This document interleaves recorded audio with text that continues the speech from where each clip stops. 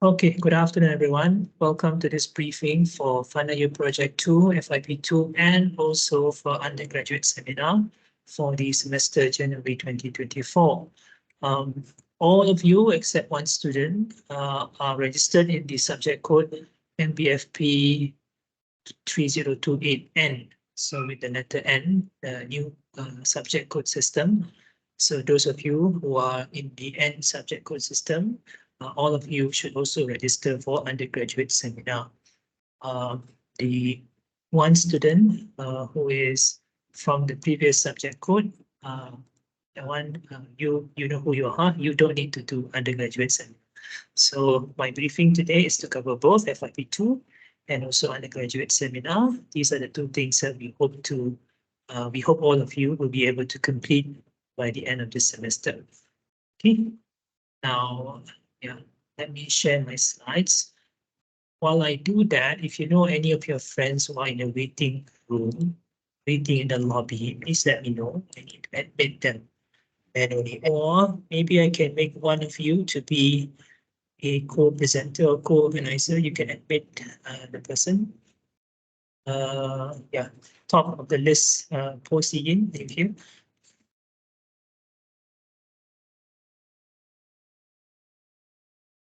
Hossein, I've made you as presenter, so I think you should be able to admit any student who is in the waiting room. Okay, in case I missed out anyone. Can I? Okay.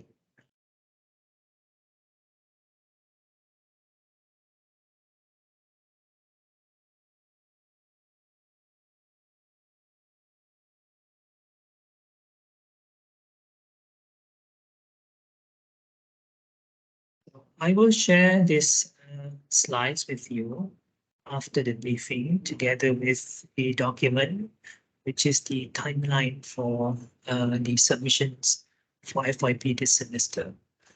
Okay, let's go through this first. All right, so all of you who are here, who are registered for FYP2 this semester, that means that you have passed through FYP1, and you would have noticed that the grade that you got for FYP1 was IP.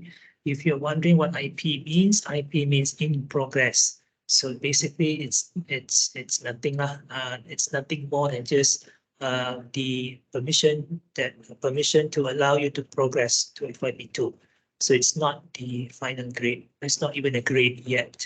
So your grade for FYP only comes from your FYP2 at the end of this semester.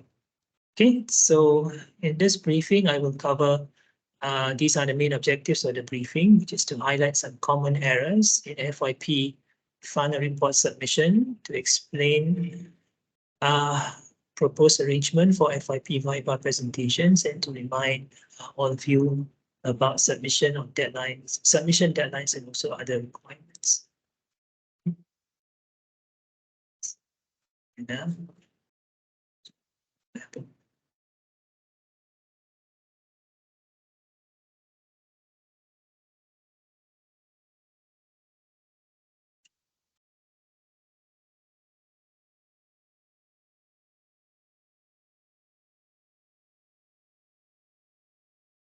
sure.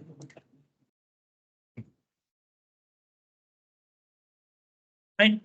Okay, first thing, the first item here to highlight some common errors. This is with regards to formatting. Right now, again, I would like to re-emphasize at this point, which I'm sure I have mentioned on a number of occasions previously. This is with regards to the importance of complying to formatting requirements that we have set for any assignments that you have, but in particular, in this case, your FYP. Now, always remember this. I'm not trying to make things difficult for anyone by asking you to follow some strictly rigid kind of formatting in terms of, the measurement of the margin must be exactly correct to the millimeters, to the micromillimeter. So it's not going to be anything like that. But some standard face value or face appearance of your assignment should be in compliance with the guideline that we have given.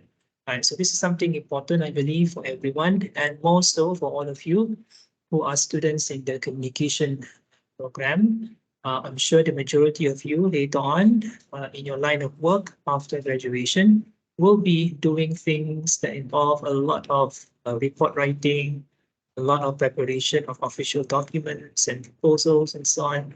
So all of that, I'm sure, will have all kinds of different style and formatting and requirements that are set in the content for the document. So you need to comply with that. You can't say that I don't like this, I don't think it's important. You cannot trivialize or downplay the importance of these documents, the formatting, because that would be the first point of reference or the first point of screening. When anyone evaluate or read your report, you will look into the face value or face presentation, the on paper, the presentation appearance first. Okay, so because of that, I believe this is something that it's a good training for everyone to try and ensure that you follow with the standard requirement that we have as far as reporting is concerned. Right? Now, what is that? So what are some of the important points? Firstly, about the title page. Now, the title page, this is in reference to your the thesis guideline. So we refer to the guideline or the handbook for FYP. So if you refer to page 9, you can refer to this information, format for research proposal. So this is actually for research, but actually for all, not just research proposal, but for FYP as well. The title page, as stated over here, should appear like an inverted pyramid, written in bold, uppercase letters, 18 font size, using single spacing. Right, so maybe the spacing part, we've never been that particular, but since I mentioned this to you, I reminded you about this, please follow this. Indicate the name of the school, program, course, 18 font size, uppercase. Full legal name of the student appears in bold uppercase letters. Now, why it is emphasized legal name? Because some of you or some of us may have names that we use when it comes to our daily our daily conversation or the way that we identify ourselves or introduce ourselves to others, but they are not necessarily our legal official name. So when it comes to something like this, stick to your legal name. So that is in reference to the name, your name as what it appears on your Y card, your IC card, or for international students, is what you have in your international passport. All right, so the title page, inverted pyramid, it should be like what? Okay, we'll look into some examples after this. Now, the logo is also important in this case now. This is from the guideline of the handbook that we have. So we provided with a sample that used the previous logo, UOW Malaysia, with the KDU name still there underneath. But now we have just, as I'm sure all of you know, we have just obtained full university status, and now our official name is University of Wollongong, Malaysia. So you can crop this or crop and copy this and then put this on your title page when you submit your FYP report at the end of this semester.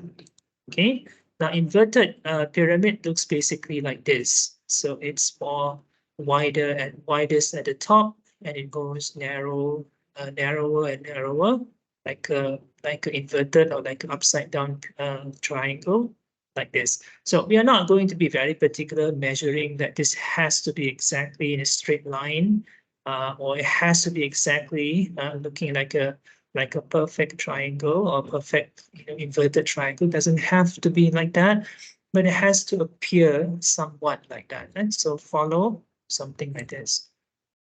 Okay, this one is almost like a perfect kind of inverted triangle. Right? So this is nice. If you can do something that is exactly like this, would be great. But if you can't, because maybe the words that you have in your project title, it's difficult for you to get this kind of balance, then it's okay to have like one line below the above one slightly longer. If you cannot avoid that, it's okay. Right? Try as best as you can to follow this. Name. Your name has to be in, this is small caps, and this one is all caps. What is supposed to be? I forgot. So I think it should be in all caps. And stated over here, indicate your name, uppercase. No, sorry, it's actually uppercase, lowercase letters. Right, so actually, the second example is correct. Senior is actually correct, yeah. But if you do something like this, we are not going to penalize you. These are one of the more smaller issues, but at least you need to try to get something that appears to be like an inverted triangle or inverted pyramid. Okay, so that's the first one. Here, some of you, which is not wrong, you may actually work on a template of a soft copy document that you got from your seniors. So maybe the title page was based on the FYP was submitted in 2022 or 2023, and so the year that is that appears on the title page is in reflection of that. So this one, please make sure you are now already in the year 2024. So for all of you, your submission, the title page should bear the year 2024. All right. So these are examples of mistakes that, when we see something like this, then we can clearly see lack of effort in terms of trying to even comply to the requirement given about formatting. So you can see over here, not just the lowercase, uppercase, or font size is wrong. You can see over here also the name of the university is wrong. KDU University College and KL Sabah, right? And suddenly a UCOM over here. So this is not right, man. So it really, when we receive something like this, it raises a lot of question in terms of, even because we see the word KDU over there, whether or not this was like a copy from seniors in the past. So that's one. The other is, obviously this would result into some deduction of marks, because you can see clearly over here lack of diligence in terms of compliance to requirement that are given. This is also an example which is this is not that bad, but still, right, is not following or complying with the requirement of having this in the title of your research to be single spacing, and also it's not in any way looking like a inverted pyramid. And so please do this, and this, when you follow all the requirements for formatting, you can easily get all full marks for the criteria formatting and formatting and informatting. I think this one specific criteria on formatting for FYP. So that is worth, I think, about 10 marks in overall. You don't follow this very well, then you will lose a lot. You will lose some marks. If you don't follow at all, then you lose a lot of marks. Now, you know already, all of you should notice this, that you are in the new subject code here in UOW, in which case the difference between one grade and the other is about 5 marks. So losing marks for something as, to me is straightforward and easy, like formatting, can result into the consequence of, being granted a grade one grade lower, or maybe even more, compared to the grade that you should have gotten based on the strength of your content. So try to ensure that you don't lose, easy marks like this, right, in terms of coming from the formatting side of the document, because I think this is something that all of you should be able to do. Shouldn't be any excuse about I don't know how to do this, I don't know how to do that. Even if you currently do not know how to do it, you can always ask, and you can always look at the hundreds of literally hundreds or maybe thousands of tutorial videos that you have on the internet, YouTube, TikTok, and others. So all of these things can be learned, right? So do not say that I don't know and then just stop at that. Okay, now number 2 about formatting is abstract. Now, abstract, I would say normally it is something that you write last after you have done all your chapters, all the other content for your FYP final report. The abstract you write last, because the abstract is essentially a summary of what you have done. So it should cover information about, as stated over here, description of the study, framework of the study, a bit on the methodology, and also a bit when it comes to the findings and conclusion, and also maybe recommendation. Right, but it should not be anything more than a page long.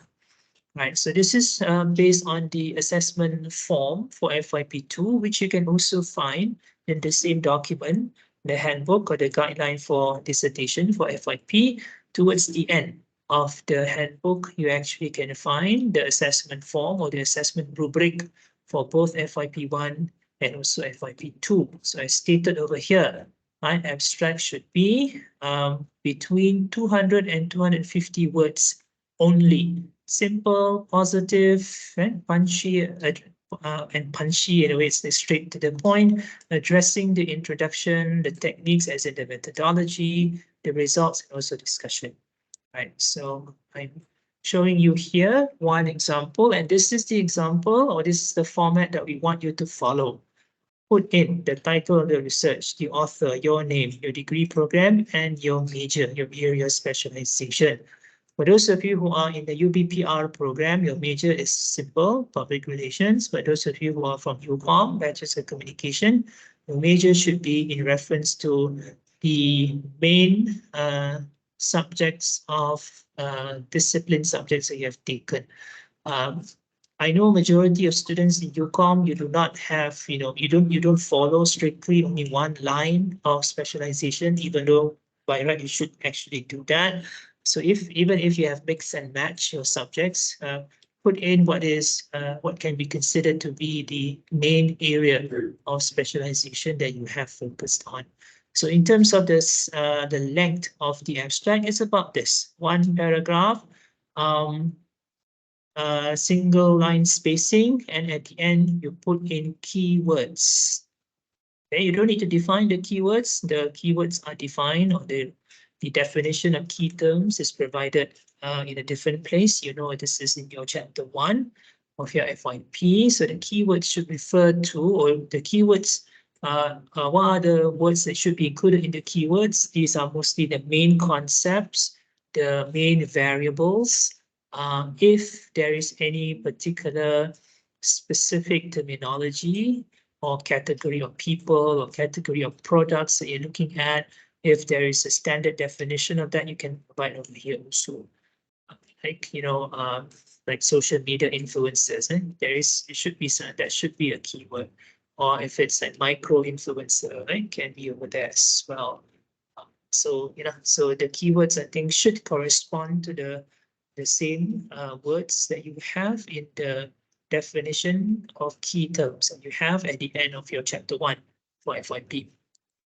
Okay, so this is the correct one. So that's the abstract. Now this is with regards to a important section of your chapter 1, which is conceptual framework. Now, conceptual framework, what is it? What is this for exactly? This is especially important for those of you who are doing quantitative research, in which case you should have a clear understanding about what is your IV and DV. IV is independent variable, DV dependent variable.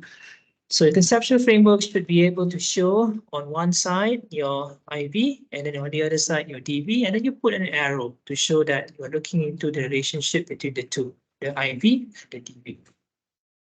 If, for example, your IV can be broken down into specific or different categories or subcategories or subdivisions, then you can add those things. Likewise, also DV, even though it's more rare to have subfactors for DV, but if in your case you do have your DV divided into subfactors or subdivisions, then you have that you put that in your chapter 1 under conceptual framework. However, conceptual framework whatever conceptual framework diagram that you put in, please make sure it is not just simply copied and then pasted onto your document, into your final FYP report. Please redo the diagram. If the diagram that you have that explains the conceptual framework is something that is similar or even the same exactly with the diagram of a previous research, easiest things to do, the most convenient thing to do, of course, is just to simply copy the image of the diagram from a previous reference and then just paste it into your document. please don't do that. Try to express as you can, unless the diagram is so complicated, which I don't think that's the case for any of your research. Right, so because of that, we would expect you to be able to redo the diagram, not just copy and paste it. You can see that. I can definitely see that when you submit on Turnitin, whether or not this is copied or this is something that you did yourself. Because if you submit a diagram that is copied and pasted, put it in your FYP report or any document, submit that onto Turnitin. Turnitin will not scan, will not actually look into diagrams as part of the plagiarism analysis. But if you redo the diagram, yes, it will be included. So that is something that I can see as the examiner or the teacher that is assigned for any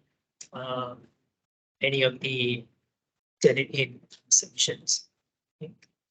Next is with regards to any interviews that you do. This is for students who are doing qualitative research, in which case you would be you would either interview someone or maybe have a series of or a session of focus group discussion with your respondents. But whichever the case, for interview research or qualitative research in general, do not, again, I repeat, do not reveal the real name of your respondents, because that is part of the personal identification information, right? That is private and confidential. You're not supposed to reveal that to your readers.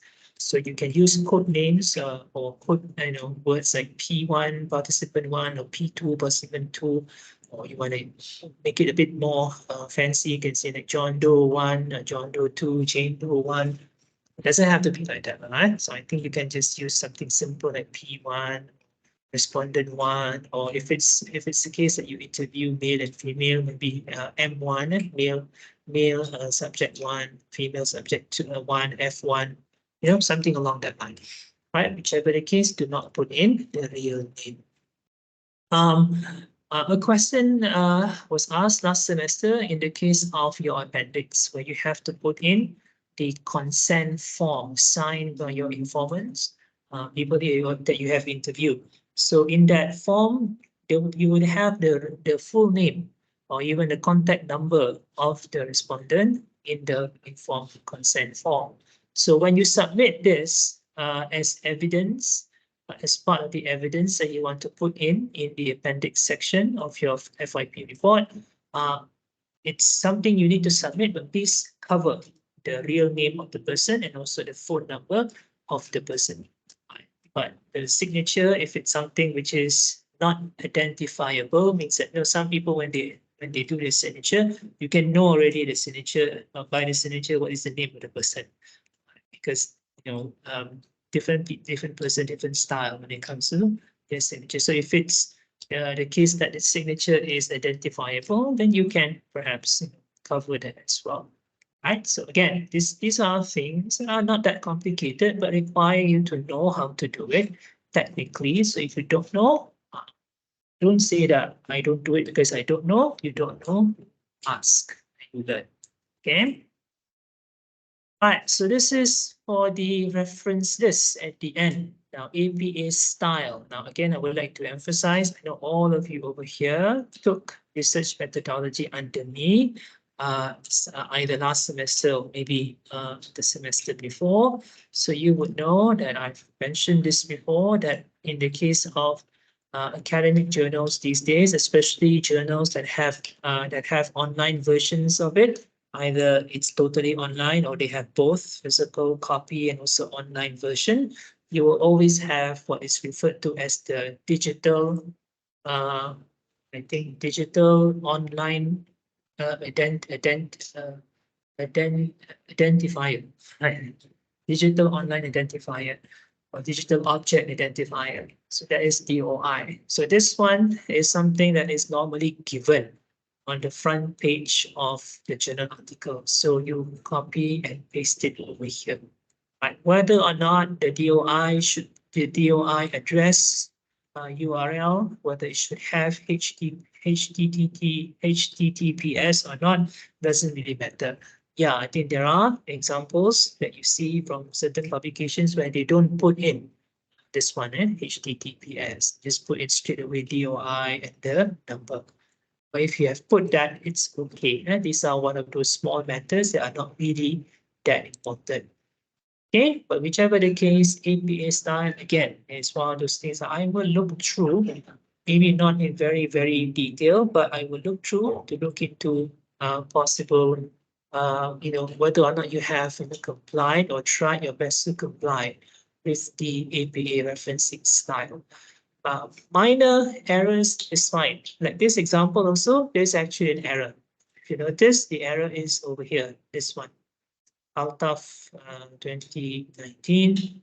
Now, you should know already when it comes to citing academic journals, the academic journal title is in italics, like this one, Australian Journal of Psychology.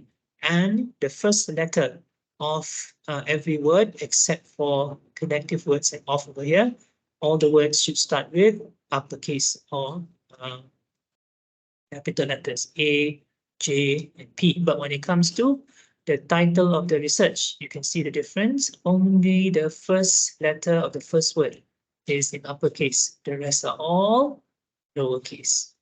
So this one is wrong.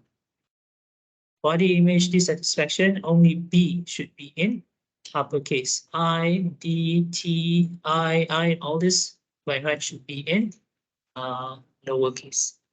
So, but this is again an example I would like to show as not so, not a very serious matter, not a very serious issue.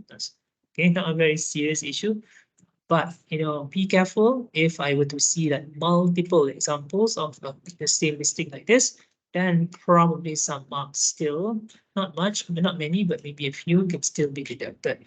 Means you are not, because it shows that you are not very careful. But it's only like one, maybe two, or maybe even three, of the reference entries, the information is slightly wrong like this. We are okay with that.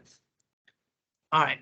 Now, language tenses. What are the common errors? This is in regards to whether or not you, how and when to use present tense, past tense, and future tense, and so on. Right. So when you are writing your abstract, especially when you're submitting your abstract that is part of your submission for FYP2, by right, your abstract in terms of explanation about your methods and even your conclusion, methods especially, should be written using past tense. Why past tense? Because this is a report of a research that has already been completed. So when you say it has been completed, then the language tenses should be past tense. So you only use future tense like this will be used when you are writing something that is part of your proposal or even your FYP1. Why? Because you have not yet conducted or completed the research. So we should not be using past tense there. So it should be using either future tense or maybe even present tense, depending on the context of the information. Right. So this is wrong. Right. This is also wrong. Sorry. Yeah, this is also wrong. This is in reference to 3.4. 3.4 refers to chapter 3, section 4, when chapter 3 is about methodology. So when you write about your methodology during your FYP1 submission and also earlier in your RM proposal, you write, you would explain your survey instrument or your research instrument using future tense. Again, you do that because you have not conducted the study or the research yet. But when you are submitting for FYP2, by right, it should be after you have completed the research gathering and analysis process. So all these information about what you have done or how you have conducted the research should be written using past tense, and not future tense like this. Okay. However, this is also wrong. Not to say, now this example is also wrong, even though they use past tense consistently. So here is where some understanding about the context of the sentence is important. Now, what we mentioned or what we referred to earlier, these are all examples about methodology or methods, the research. So it's pretty straightforward. You haven't done it, you haven't completed the study, it's future tense. you have completed the study already, submitting for FYP2, then you write in past tense. But when it comes to explanation in chapter 3 about methods, not everything should be in past tense. Certain things should be in present tense. Why present tense? Because these are sentences that the context of it explain about an argument that is accepted, not just in the past, but still accepted today. It is still valid today. So you only use past tense if it's referring to an information or an argument or statement or facts or something that is valid before but now not valid anymore. Then you can use past tense. So this is an example that you can see. Quantitative research allowed researchers to represent complex problems to variables and hypotheses. Now, why is this wrong? Because if you were to write in such a way that quantitative research allowed researchers, means that it used to allow in the past researchers to do this, but now cannot anymore. So that's wrong, isn't it? Because this is actually a statement which is correct or was acceptable in the past and still acceptable today. Excuse me.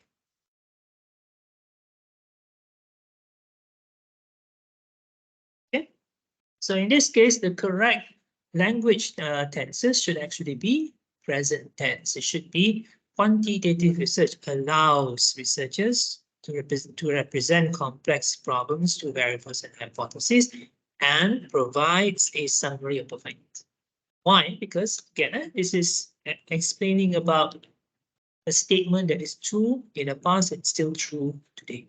Right. So you only write in such a way past tense if you're explaining something that you have done, something that was something that you have already completed.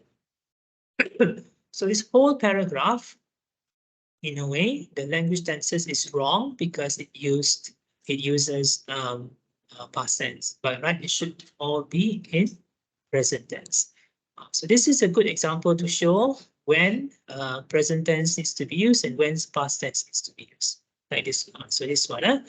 With that being said, this study was conducted by adopting qualitative method. Why? Because it was conducted, done already.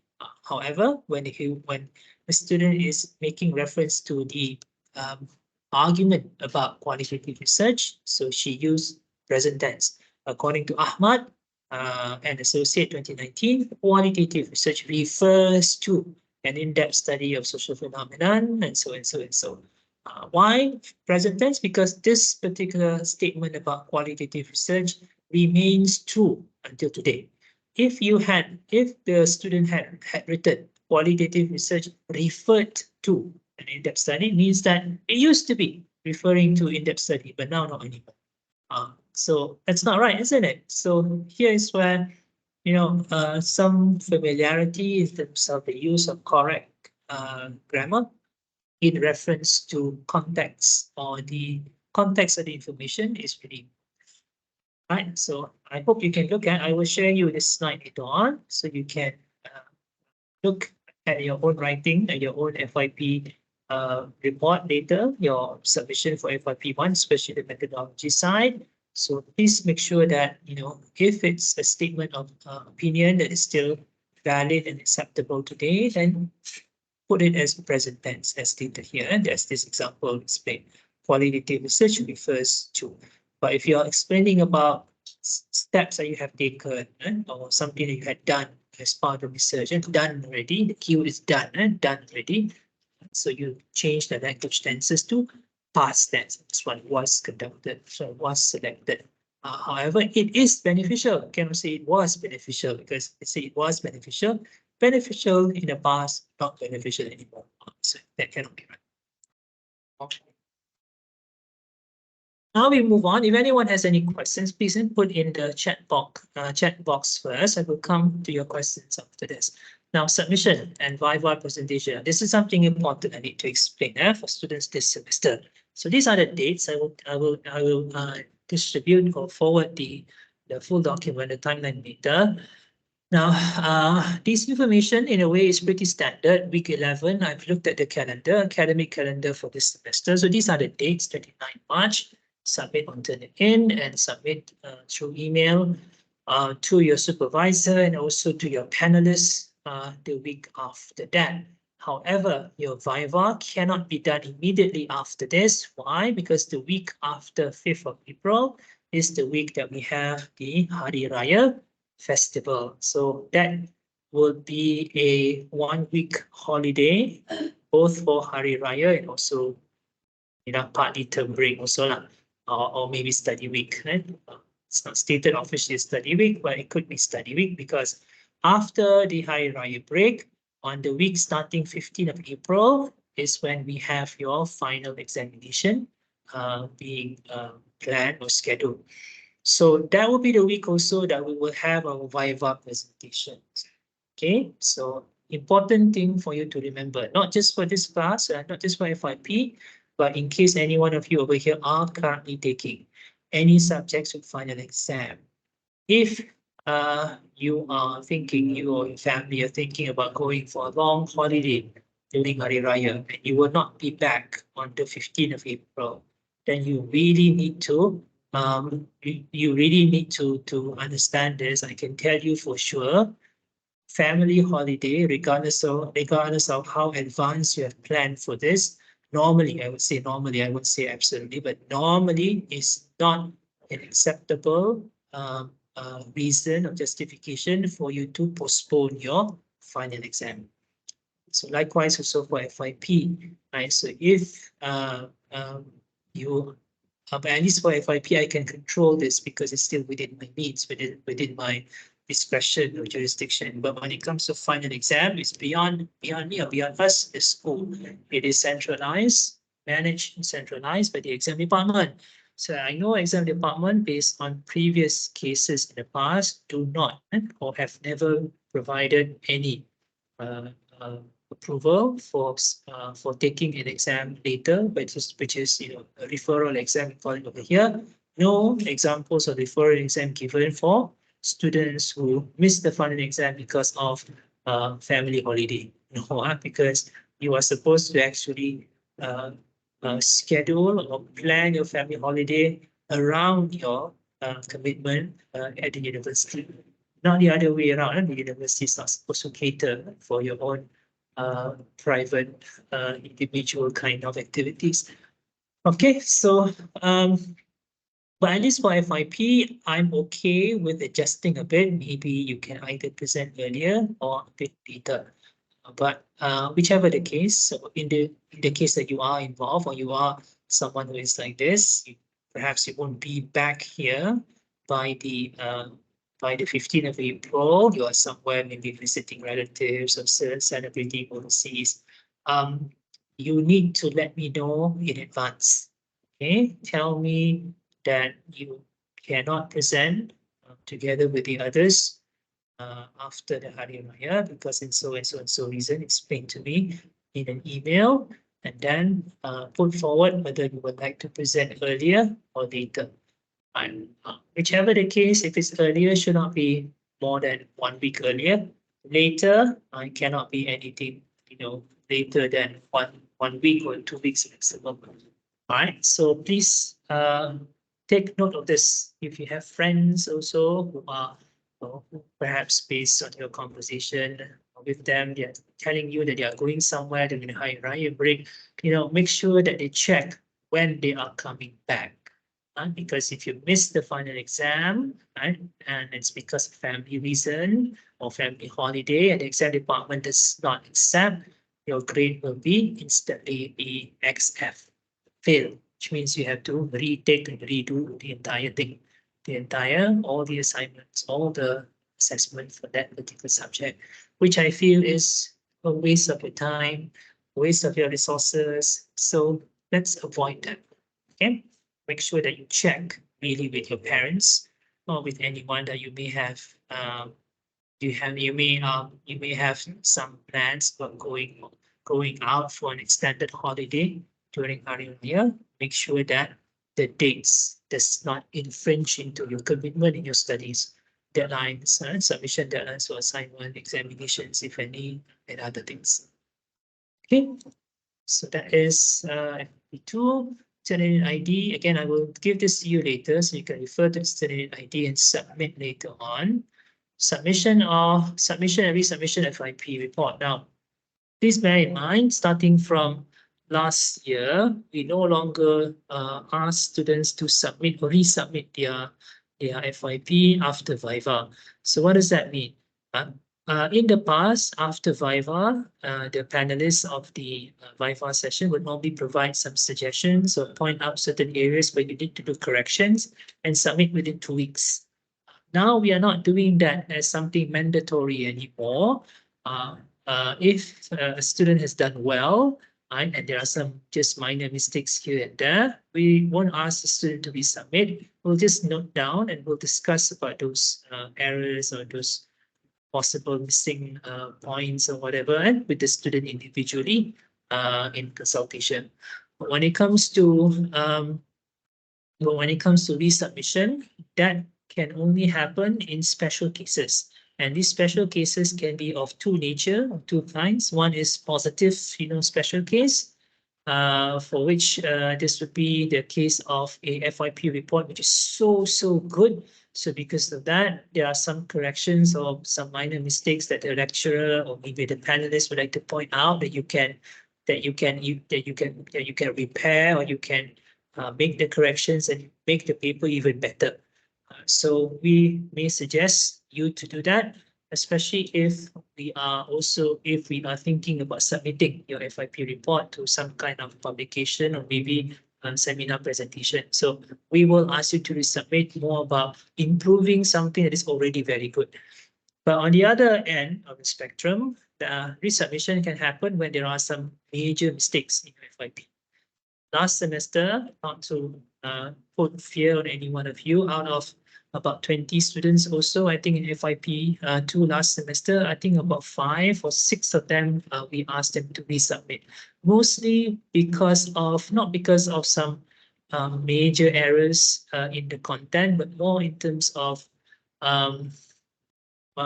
one is formatting. The formatting was totally out. So we asked them to resubmit to readjust the formatting. And number two, when there are certain information that are not consistent. For example, the research question in chapter 1 is, question is like what, why, how, and 1, 2, 3, RQ 1, 2, and 3 in chapter 1. When you look at the discussion section in chapter 4 and 5, the research questions listed are totally different. So that is a major error. So in cases like this, we will ask you to do corrections and resubmit. Normally, the period for you to do the corrections is 2 weeks. So far, and this is maybe something soothing for you to hear, we have never failed anyone really for FYP. We haven't failed. Let me clarify that statement. We have never failed someone or any students who. You need to turn it the other way around. We have passed students, and every student that have submitted something to us. But grades, of course, we have given grades of C and C plus on quite a number of occasions, to be honest, because it's just bare minimum, the submission. So you submit, we normally would pass you still. So even if there are some glaring major errors or some missing sections, we'll ask you to improve on that or add on that during the 2 weeks that you have for resubmission that is given. But in most cases, students, we pass them. We don't fail students because of maybe lack of, sophisticated argumentation or analysis. Those would be the things that we look for, especially in cases of whether we want to give a student a grade of A or A plus. So those things we will look into definitely. But overall, we are looking at just that you comply with the requirement that we have given.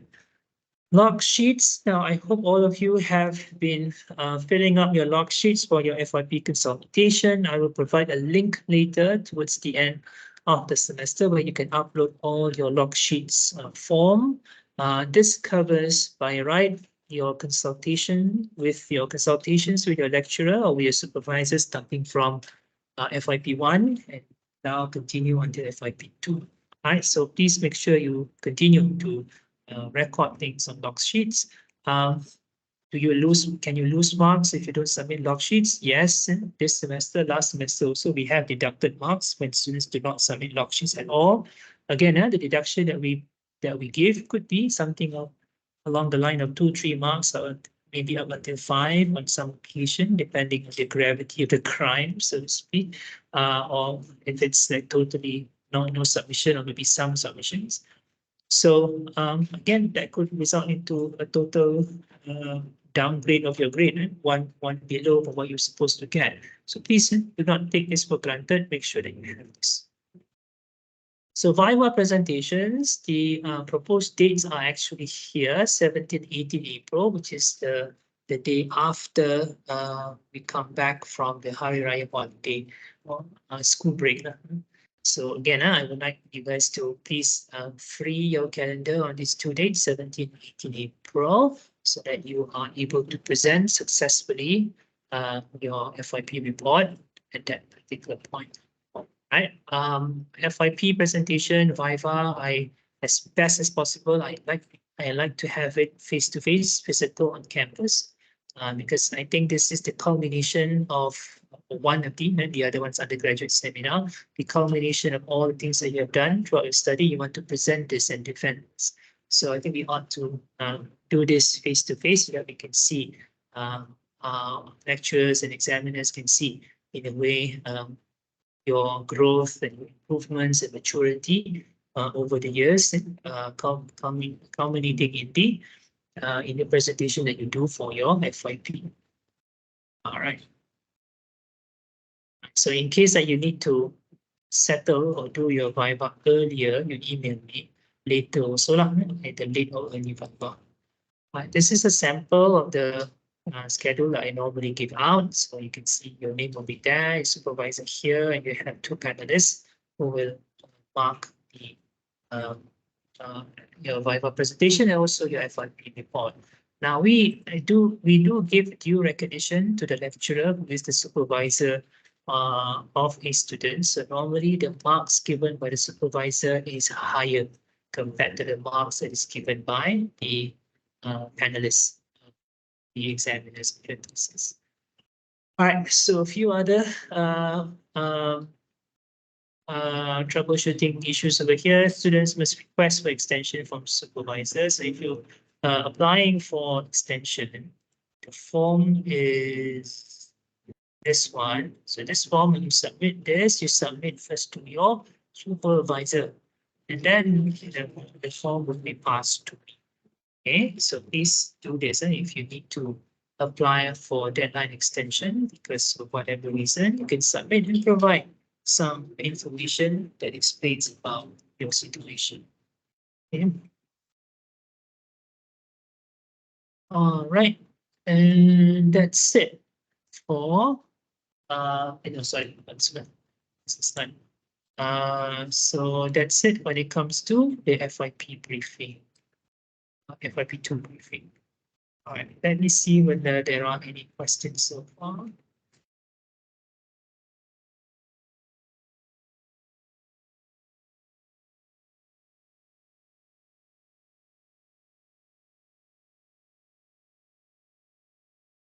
Okay, question here about FYP1 feedback. Now, I do not normally give feedback for FYP1 because FYP1 is still between you and your supervisor. However, if you feel that you would like to get my feedback, I think the best process or way to get this is please make an appointment to see me. Email me to suggest a time that you would like to come, or you can come and see me, drop by my office. We'll go through your FYP1 report.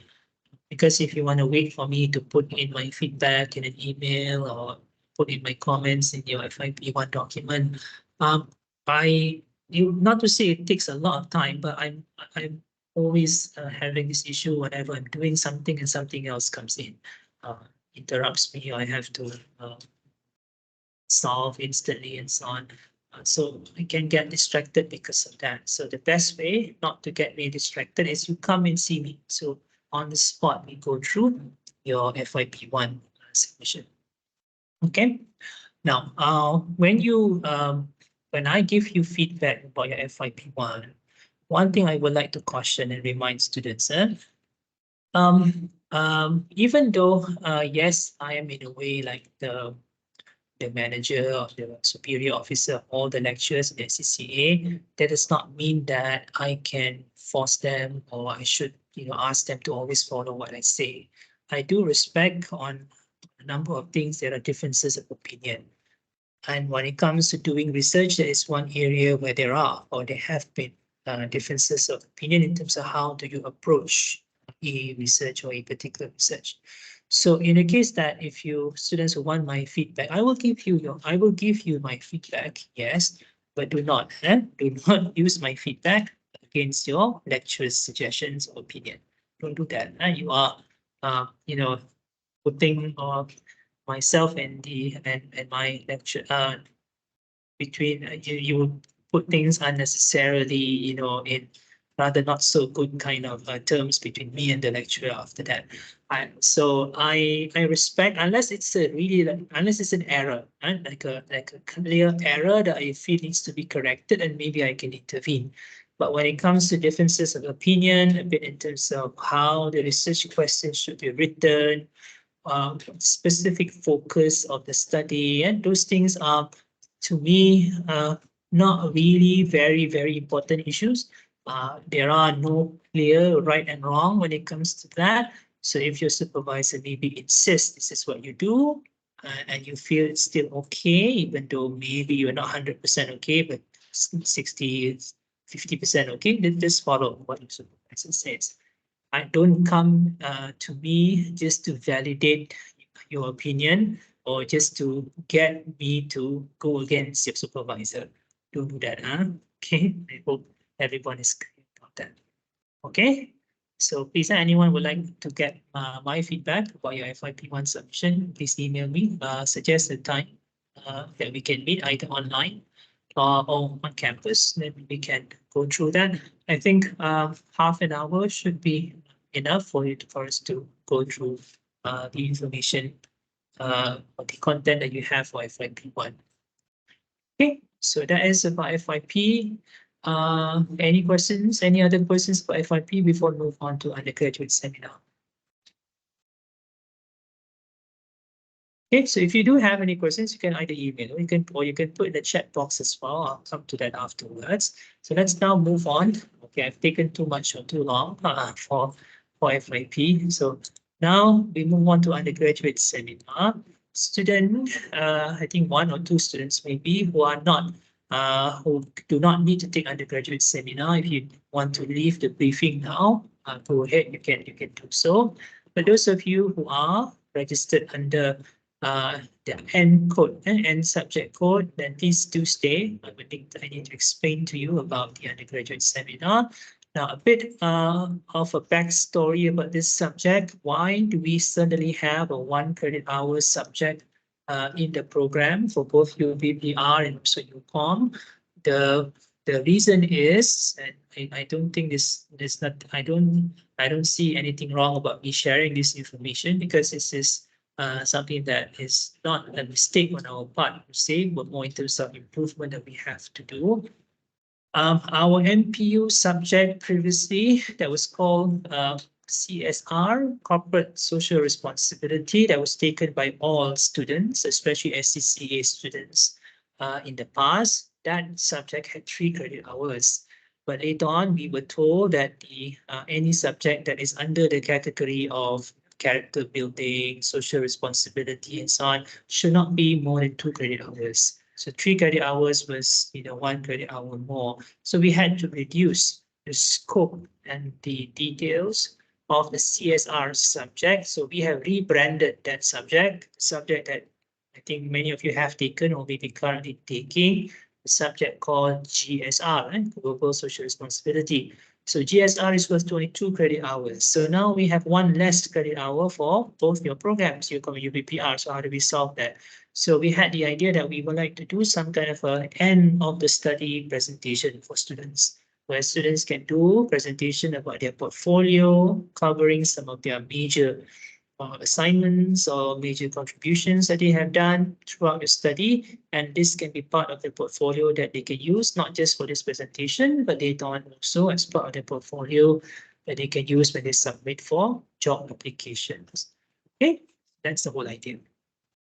Overview, what is undergraduate seminar? Designed to highlight individual achievements of students through a formal academic portfolio that presents their main body of work throughout their undergraduate studies. So the submission or the assessment for undergraduate seminar are as follows. 75% comes from the content in the academic portfolio and 25% comes from the presentation that you do, which we will do, right? Submission is a bit later after FYP by the 5th of May, and presentation will do the presentation during the first week of the May semester. So maybe slightly earlier than that, depending on how we can arrange this. Right? So the date is to be announced. So understandably, because this is encroaching towards the May semester, majority of you by this time probably are already starting your internship. So don't worry, we normally do the presentation for undergraduate seminar on a Saturday. Like last Saturday, in fact, I was doing the undergraduate seminar for students from the September semester. So we do it because we know there are some of you, or maybe many of you, are going to be busy during the weekdays because of your internship. So we'll do this later. So what do you have to put in your academic portfolio? So these are the information. And the first section is personal information, a bit about your biographical details, professional summary and skills. So if you are wondering what is professional summary, Google that. And you can refer to also these two online references about what can you write under professional summary and also skills. And then I'd like you to present in one or maybe two slides a summary, overall summary of your FYP, because your FYP is your main assignment, or that represents your entire study in the degree program here. So it should be that. But you shouldn't be explaining about your FYP, in such detailed manner like what you did for your Viva. The FYP part should be just one of the content, but not necessarily the whole or even the main content, right? So when you explain about your final year project in your portfolio, only refer to your abstract section and a bit on your chapter 5 summary of findings. Those information that you have from these two parts of your FYP, summarize that, arrange that in a certain way. You can put in a diagram, go ahead. Any types of creative presentation is totally up to you. But the information that is needed is just general information that relates to the kind of information that you have in your abstract and also chapter 5. Okay. Now, here is the part that I'm mostly interested in to listen. Yes. You are not sharing the Oh, slide. And then seriously? I think this meeting is going to end, is it? Like, just now got a notification, like 5 minutes will end. Oh, really? Yeah. No, I think Microsoft Teams, they don't end immediately, right? Hopefully. Oh, sorry. Hopefully it doesn't. Meeting options.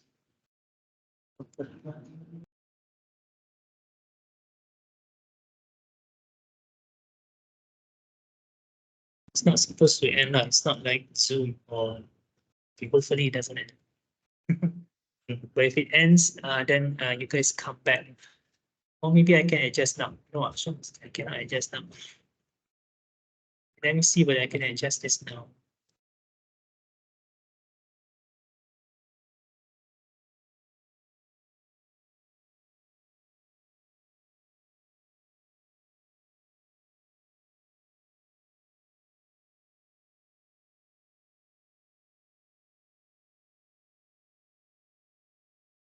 Right, it's still here.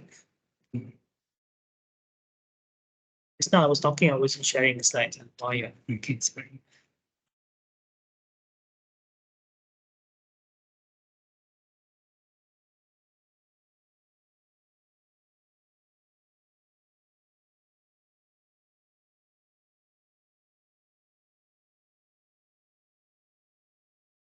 Okay, extended till 4:15. Okay. Yeah, someone is asking about sample now. Sample of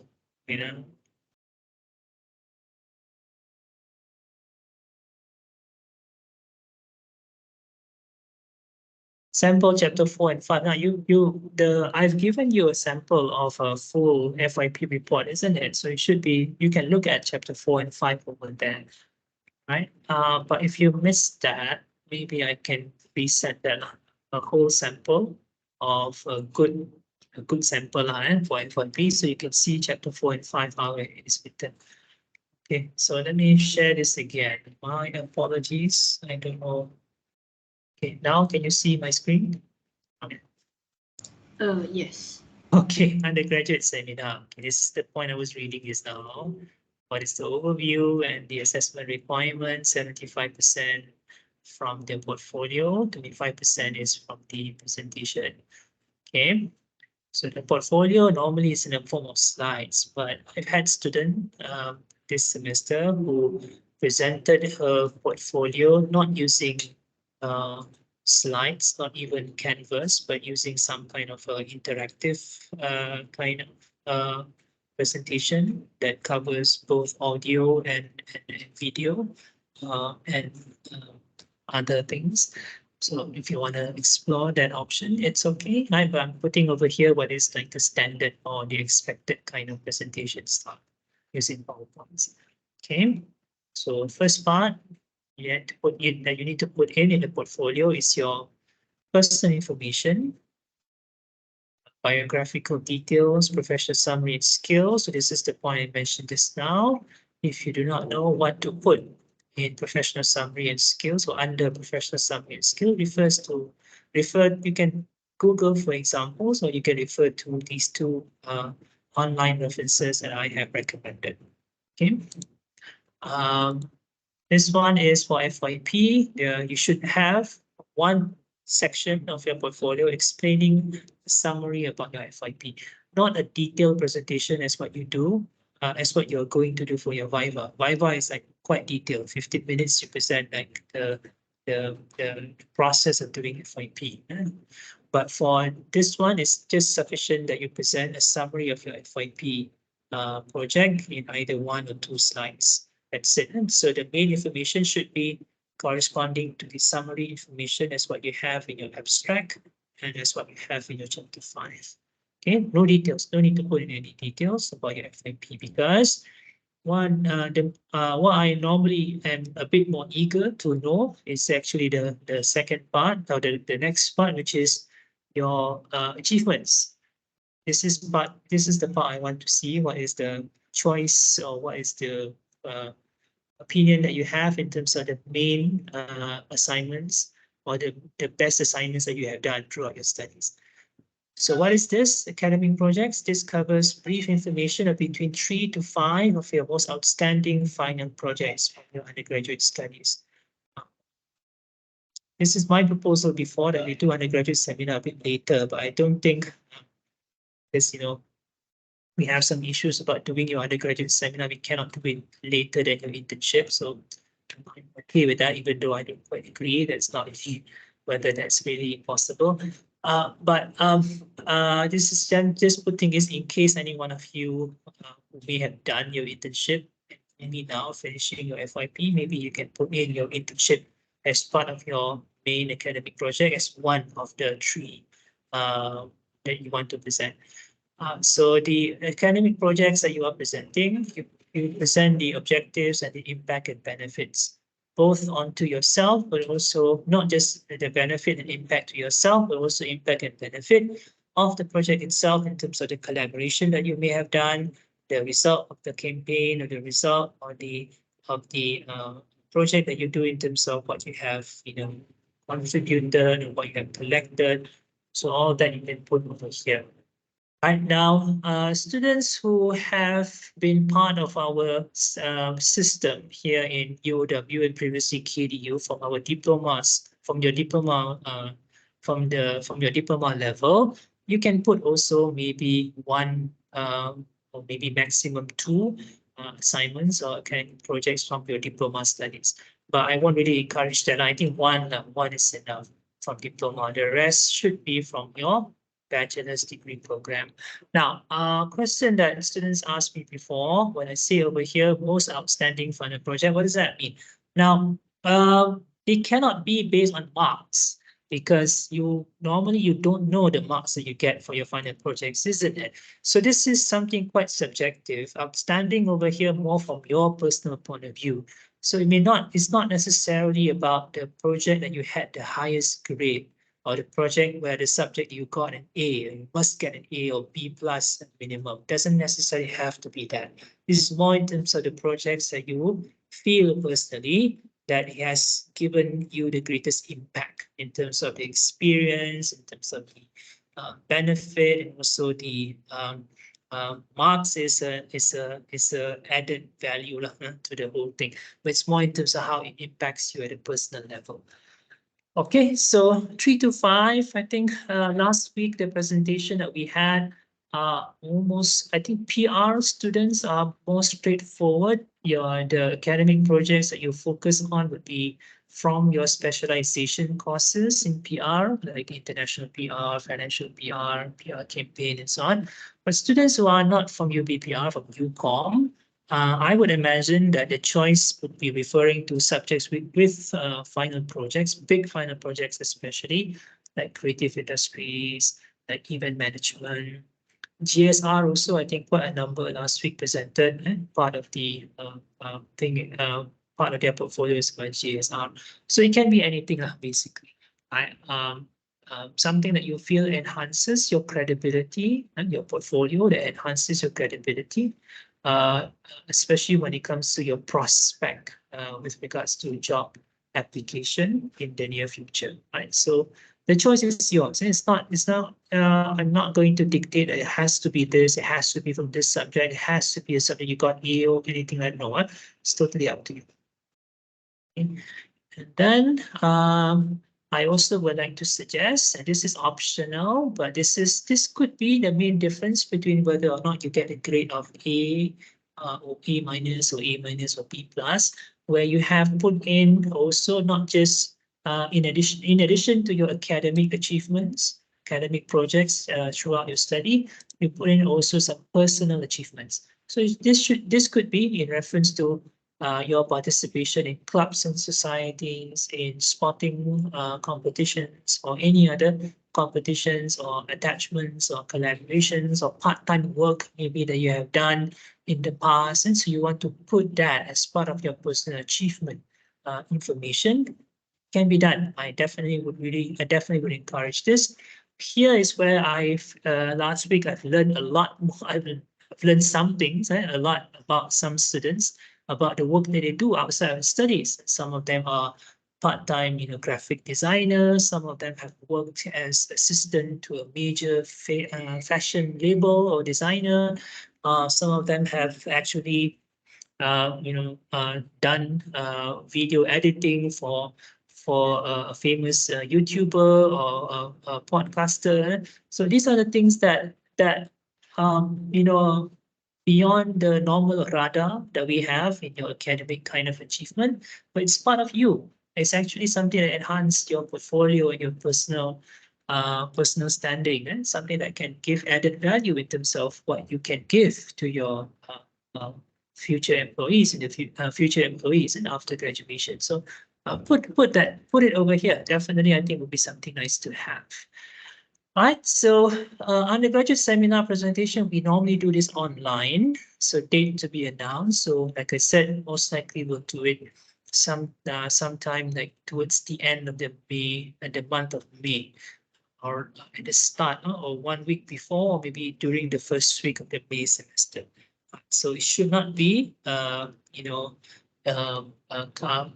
disturbing if any one of you, if you have already started your internship. But if it does, we can always arrange for something, and we can try to figure out something so that you can still present and we can still capture the information about your portfolio that you would like to put in as part of the submission. Okay, these are some other recommended references that you can look into in terms of how you can develop your portfolio. All right. Okay. The point that again, maybe I'd like to repeat is this: submission of the portfolio is 5th of May. Presentation of the portfolio, the undergraduate seminar itself will be done sometime around the end of May 2024. Okay. So that's it. Now, students sometimes like to ask me always about sample, especially when it comes to academic portfolio. So can I give a sample? Now, I personally, I don't want to give a sample for academic portfolio because FYP is different. FYP, there is a template, there is a specific format that we want you to follow because it's a document. It's a standard document. Portfolio, on the other hand, is not a standard document. So because of that, I like you to explore your own ways, your own creative ways on how you want to present your portfolio, whether you want to use PowerPoint slides, and even use slides also, what kind of color or design or font type, how you want to arrange your information, totally up to you. I will only give you some general guideline, that is the content just now. You know, the content, like I said just now, follow that. The content must be there, but how you present the content, arrange the content, it's totally up to you. But when you present, you only present for about 10 to 15 minutes or so. So you cannot be having too many slides. So I think we did have in the slide just now, how many slides maximum? No, I didn't put it over there. Yeah, I did put it over here. Let me share this again.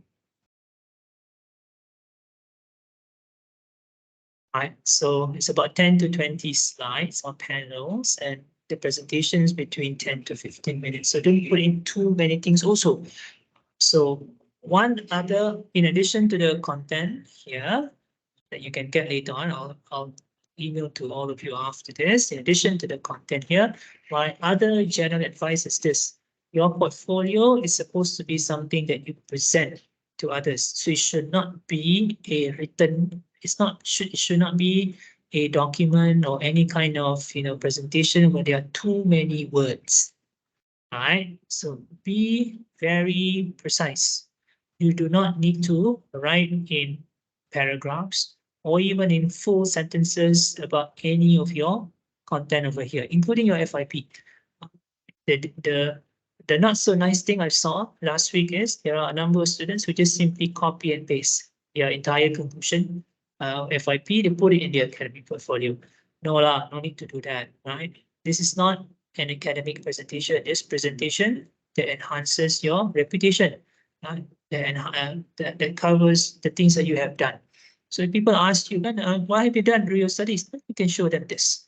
That's the purpose. So FYP is something I feel must be there because that ought to be your biggest assignment throughout your study. But do not just simply copy and paste what you have in your FYP report and put it in your portfolio. Put it in keywords. Explain during the presentation in your own words. You guys are all mass comm students. You should be able to, trust yourself, have that confidence to explain things in your own words. You do not need to. You shouldn't be reading from your slides for something like this. Okay.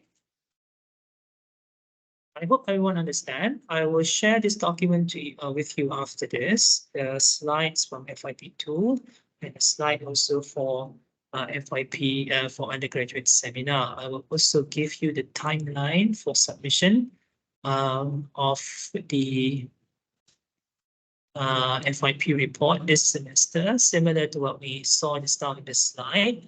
So submission on Turnitin is 29th of March 2024. That is the first submission that I will look at, which is submission of all the content chapters, all the content of your FYP. Right, so let me just share this.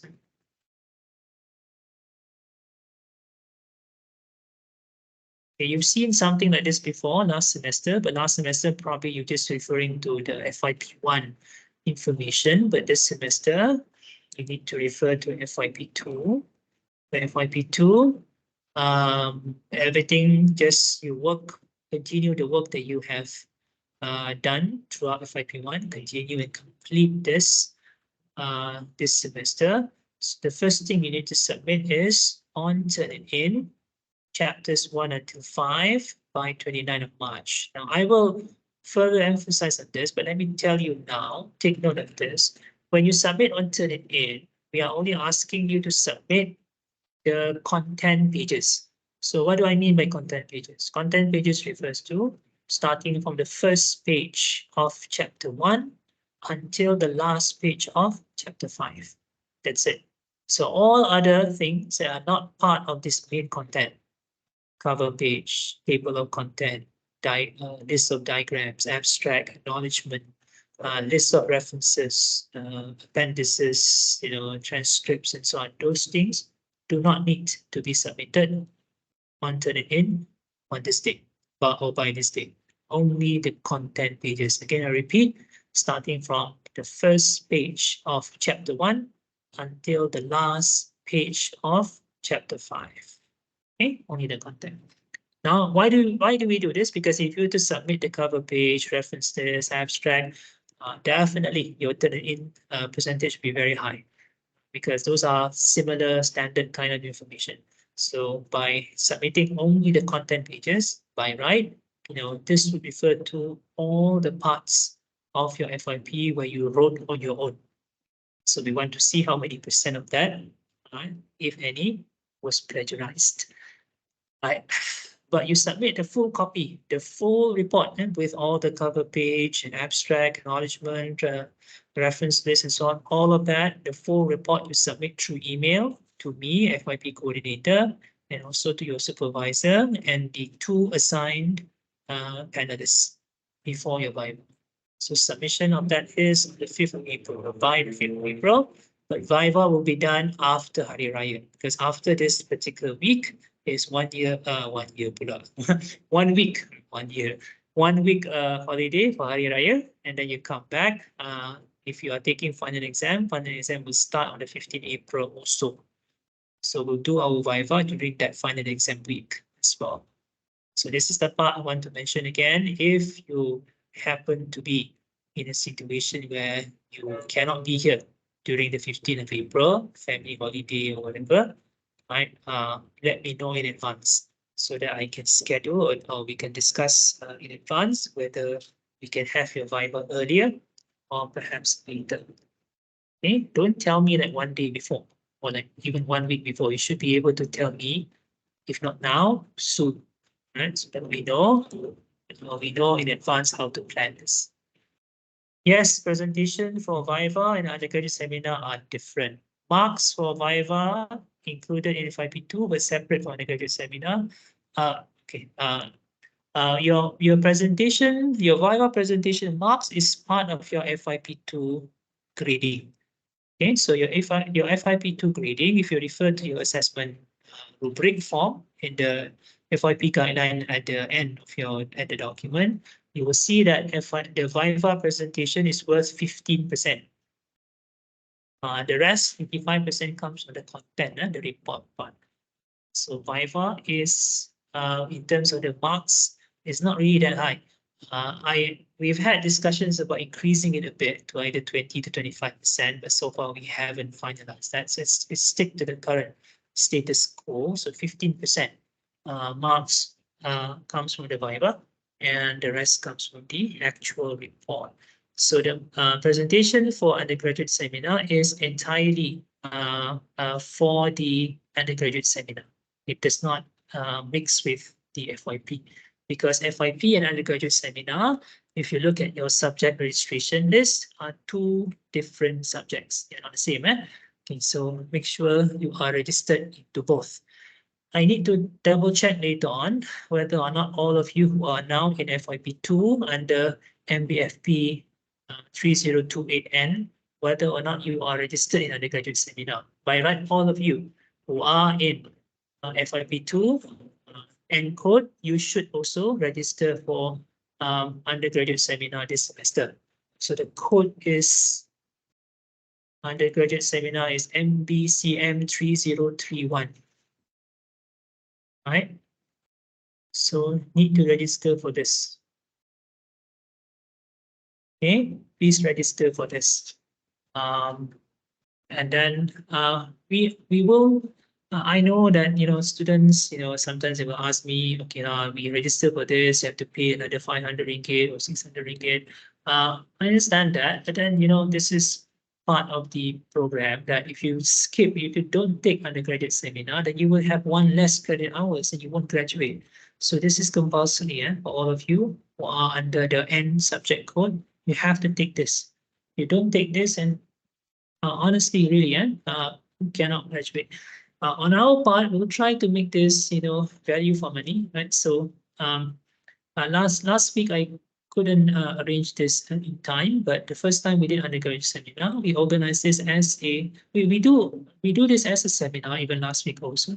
But the previous one that we did, we have panelists coming from our alumni students and also from our industry panelists to come and observe your presentation, to come during the presentation, the seminar, to observe your presentation, provide some feedback in terms of what are the things that you can improve in terms of your, not just the content of your portfolio, but also in terms of your presentation style, the kind of content that you can add more in terms of your portfolio and overall in terms of how you handle the situation in terms of ensuring that what you have learned during your university studies can be used as part of your enhancement and presentation to the industry and to any potential um, organization that may hire you in the future.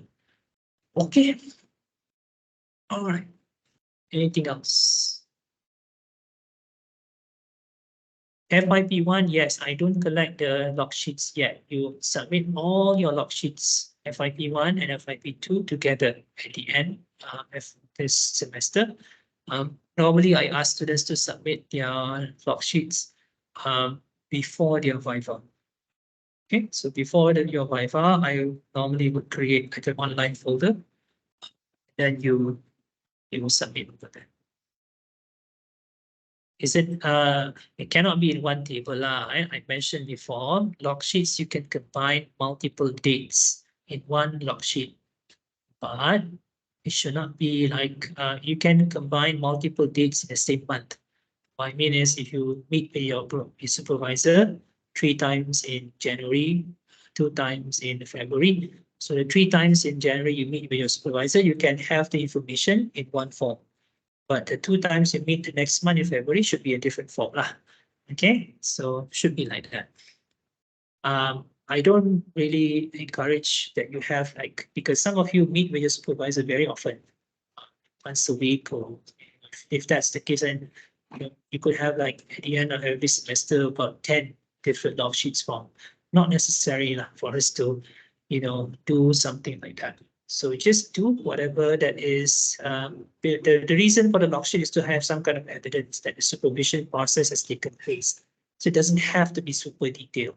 Some basic information about what you have discussed with your supervisor, that'll be good enough. But I do know some students who really use the log sheet as their main reference to note down every single things that are discussed every time you have a meeting with your supervisor. So if you have done that, it's okay. But I'm just saying that it's not really necessary. Because in the end, there's no marks for your log sheets. The best that the most that we will refer to for your log sheet is, if you remember, if you can recall, if you can see, in your assessment rubric for Viva, you can find there is a section over there called diligence. There are 10 marks or 15 marks given for diligence. So if there are no log sheets at all, so the marks for diligence is the one that normally will what you lose is the marks for that in the diligence part in your Viva presentation. Because diligence means that you have taken the initiative to really meet with your supervisor, asking for advice and guidance and so on. But there's no evidence for that, and that would be something that can, the effect is more on that small part of diligence. Okay, anything else? All right, so I think we have gone over the time of what we planned, but I hope things are clear. I will share with you the slides I've presented just now, also the timeline document. Anything else, any further clarification that you need from me, or if you want to discuss, as I said just now, anyone would like to discuss with me your FYP1 submission, if you want to get my suggestions or feedback one way or the other, best is to email me, suggest a date and time for appointment. If I'm okay, I will agree that we'll meet during that time, either online or in my office. If I'm not, then if I cannot, I will reply to you, will suggest or try to find a different date and time. Okay. Yes, I will provide the recording later on. Okay, so don't worry, Evan. Actually, all of you should be able to get or access the recording automatically because all of you are invited guests to this meeting. But let me know if you cannot access the recording, then I will download the recording and maybe put it somewhere, either on Google, in my online drive, or maybe upload as a YouTube video and you can access later. Yep. Yeah. Anything else? Let's see.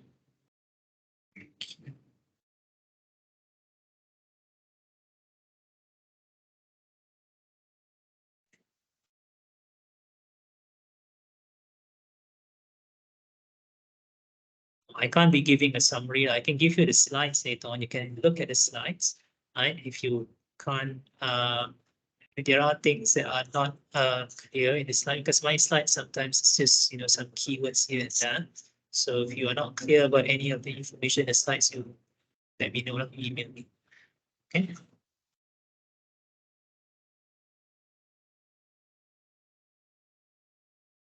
Come, you got notification late, huh? Because I sent notification about the meeting much earlier. No, I actually resent this now to extend the time because we were supposed to end at 3:45. So we were a bit concerned whether or not the meeting will be cut immediately. So I extended the meeting to 4:15. So it was resent. But so yeah, so that's why you got a 3:45. But that's not supposed to be the first time that you got the meeting invitation. That was more like re-inviting you. But the first invitation by right you should have received this earlier this week. Anyways, right? It's okay. So you can have a look later on, right? View the recording. If anything not clear, you'd like to get my clarification, just let me know. Okay. All right. Okay. I think we've stretched far enough. So it's almost 4:15 students who were, I think there's one student previously under Mr. Hijaz. I've taken over as your supervisor. So yes, I think you have given me your your FYP1 report. I will provide my feedback to you, but I think it would be best that you also set the time to come and see me, either online presentation or consultation in my office so that we can go through your FYP1 submission. Okay. All right. Now, I would like to end by saying this, that even though some of you may think research is not your thing, I'm more of an outdoor person, or activity project person, I would like to try and change that. Please, take the experience of doing research as something that you can learn a lot from, because I'm sure one way or the other in your work in the future, you will be doing some kind of research, maybe not academic research, but something that requires you to find information or fact check information, things like that. So treat this as one of the exercise towards that. And then, of course, do your best, because like I said, this is the single assignment or the single assignment that is worth the most throughout your study, right? The biggest project that you have in your undergraduate study. So make sure it is something that you put in your best effort. Okay, because it would be that, right? Definitely as part of your main personal information. When people ask you about what you have done during your study, question about your final year project is one favorite question that they may ask. And so do your best on this. On our part, we'll try our best to guide you and to make you, be able to finish this. Honestly, I can tell you personally, I don't like to fail students for this. And I've tried as best as I can with students who are failing. I ask them to resubmit. But If there are situations where the submission is really bad, and we've had that last year, there was one student, two students, we did actually fail him and her. And so I it's not nice that time because you've done that for supposedly for 1 year. I mean, coming from your RM research proposal, FYP1, FYP2, by right, should not be something that is left to the last minute for you to complete. Okay, so don't procrastinate. Work consistently, step by step, and should be able to get this over and done with by the end of the semester. Okay, thank you very much, everyone. Have a nice weekend. I will share the slides and also the recording of this briefing later on. Any questions, please send email me. We'll look into it. Thank you very much. Take care. Bye-bye.